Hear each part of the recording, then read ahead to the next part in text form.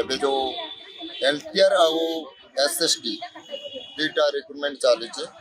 सेटा आमे एपर्यंत बहुत जगह विजिट कलुनी समस्ते कहते एसएसपीटी जहाँ नोटिफिकेशन देछि आम जहाँ क्राइटेरिया देछि सेइतरे ही आमे आपनको जॉब देउछु किंतु एसएसपीटी रो गोटे नियम अछि कि 3 वर्ष को थरे जॉब आइडेंटिफिकेशन करिवो किंतु सेटा काहे कि 2016 हाईकोर्ट निर्देश हैला परे भी एपर्यंत करि नै आमे तांको पचारले भी से हमको किसी उत्तर दौना आज पर्यंत आमे दाबी करछु जेहेतु हमको 7 दिन देइचंदी स्कूल मास एजुकेशन देइछि सेति पई 7 दिन परे आमे किछि निष्पत्ति नबु जेमति हमको तो चाकरी न मिलले आमे रास्ता को ओलेइबु नियाती एना आमे कोउटी काम करी चली परिबनी हमर ही एटा ही शिक्षकता ही हम पेट पोसिया पई बापा माँ एते पैसा देके हम पाठ पढ़िछन छोट बळू गोटे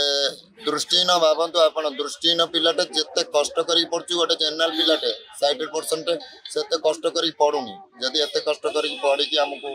सरकार ये करेंगे से रिक्वेस्ट करछु सरकार आमको अलाउ करूँ।